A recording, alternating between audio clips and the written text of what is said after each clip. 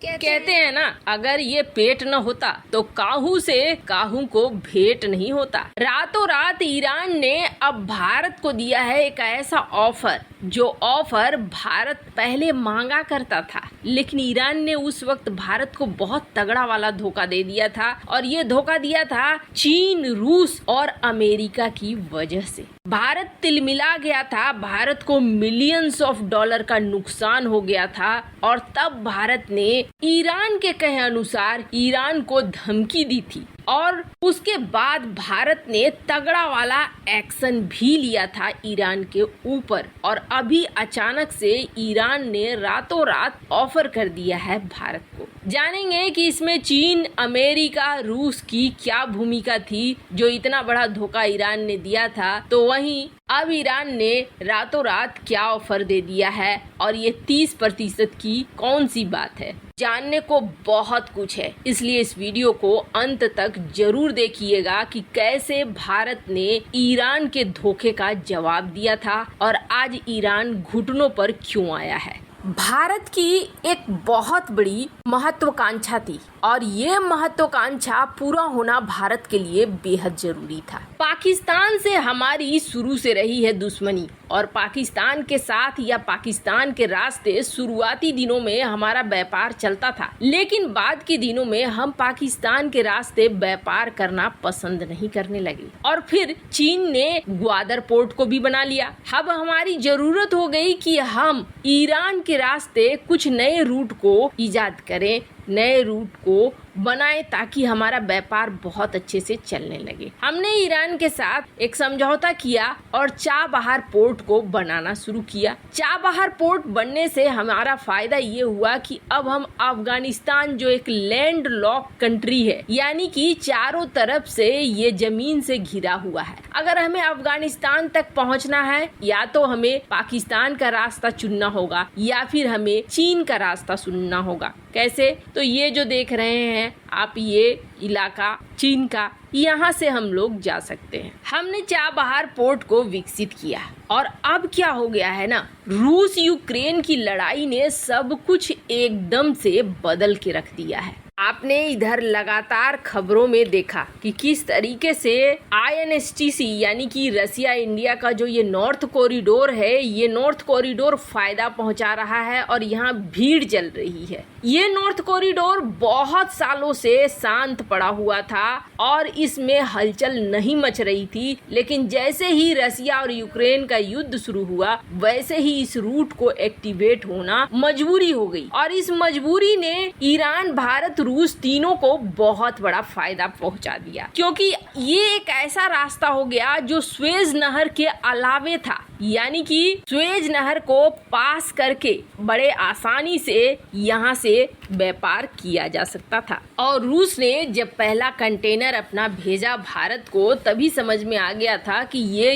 इलाका धमाल मचाने वाला है। अब ईरान क्या कर रहा है, ईरान चाबहार पोर्ट वाले इलाके को और नॉर्थ कॉरिडोर को, दोनों को मिलाकर इस तरीके से बनाना चाह रहा है कि एक भी शेप्ड रूट बन जाए और इस रूट से क्या हो कि ये जो ब्लैक सी देख रहे हैं यहाँ से भी व्यापार हो और यहाँ से कैस्पियन सागर से भी व्यापार हो। अब समंदर तक पहुँचने से क्या फायदा होगा? समंदर तक पहुँचने से फायदे के लिए आपको इस मैप को जूम आउट करके देखना होगा। अगर ब्लैक सी में पहुँचता है मतलब यहाँ पूरा का पूरा यूरोप अब कंट्रोल में आ गया, यहाँ पर व्यापार चलेगा। और कैस्पियन सागर में पहुँचता है तो यहाँ से कजाकिस्तान, रसिया, यहाँ व्यापार करना आसान हो गया। मतलब आधी दुनिया को तो ऐसे ही इस रूट ने कब्जा लिया। भारत के लिए फायदा ये है कि भारत को इस दोनों ही रूट का एक्सेस मिल जाएगा और चाबहार पोर्ट पर भारत का पैसा लगाना सफल हो जाएगा। अभी आपने हाल ही में देखा कि भारत और ईरान के बीच बहुत दौर की बातचीत चल रही है। पहली बात तो ये कि ईरान को SCO में एंट्री मिल गई। ईरान एससीओ का सदस्य बन गया। और आपको बता दें, एससीओ संगठन में ये नियम है कि अगर कोई सदस्य देश कह देता है कि हम इसे शामिल नहीं करेंगे तो उसे शामिल नहीं किया जाता है। इसका मतलब है कि रूस, चीन के साथ साथ भारत को भी कोई आपत्ति नहीं थी। भारत ने ईरान का समर्थन किया एससीओ में आने के लिए, वो भी तब जब ईरान ने भारत को धोखा दिया था, जिस समय बवाल मचा दिया था ईरान ने ये कहकर कि भारत को फरजाद बी परियोजना से बाहर निकाला जाता है। सारी वेस्टर्न मीडिया ने छापना शुरू कर दिया था कि अब नहीं ईरान शामिल करेगा फरजाद बी गैस परियोजना में भारत को। और इसके लिए ये कहा गया कि वेस्ट एशिया में भारत ने बहुत बड़ी चीज गंवा दी, और गंवाने के पीछे कारण था भारत ने मिलियंस ऑफ डॉलर इस पे लगाए थे, और बहुत सारे मीडिया हाउस ने इस चीज को कवर किया था। उन्होंने यहाँ तक कह दिया था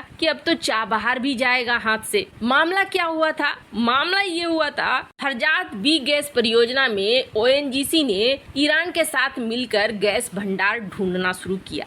ये जो इलाका देख रहे हैं, इस इलाके में गैस भंडार मिल गया, और जब गैस भंडार मिल गया ईरान को, तो ईरान ने यहाँ पर मोनोपोली खेलनी शुरू कर दी।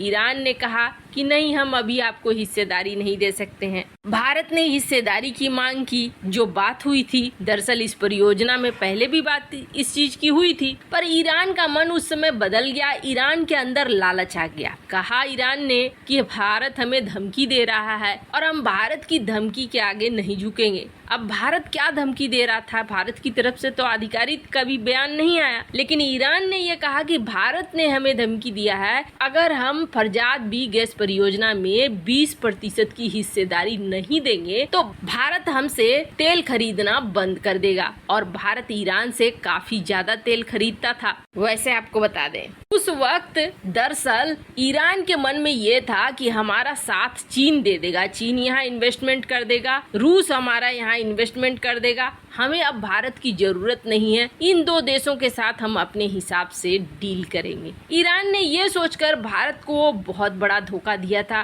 भारत के मिलियंस डॉलर्स जो भारत ने खोज में लगाए थे फरजाद बी से, वो चले गए। लेकिन भारत ने भी ट्रंप के सैंक्शन लगाने के बाद भारत को एक वजह मिल गई और भारत ने ईरान से तेल खरीदना बंद कर दिया, जो आज तक बंद है। अगर हम ईरान से तेल खरीदेंगे तो रूस से सस्ता पड़ेगा। आपको बता दें, हाल में ईरान ने भारत से संपर्क भी किया और ये भी कहा कि हम डिस्काउंटेड रेट पर आपको तेल देंगे, आप हमारे साथ तेल खरीदना शुरू कर दो, ठीक उसी मॉडल पर जिस मॉडल पर आप रूस के साथ खरीद रहे हो। जैसे उनके प्रतिबंधों को इग्नोर करके आप खरीद रहे हो, आप हमसे खरीदो। दरअसल ईरान को लॉस हुआ। भारत ने जो तेल खरीदना बंद किया उसका असर भी दिखने लगा, और अब भारत को ईरान ने बड़ा ऑफर दिया है और ये कहा है कि सिर्फ 90 दिन का वक्त है, 90 दिन के अंदर आपको ये प्रपोजल मानना है तो मानिए। और प्रपोजल क्या है? प्रपोजल ये है कि हम 30% की हिस्सेदारी देंगे आपको फरजाद बी गैस परियोजना में।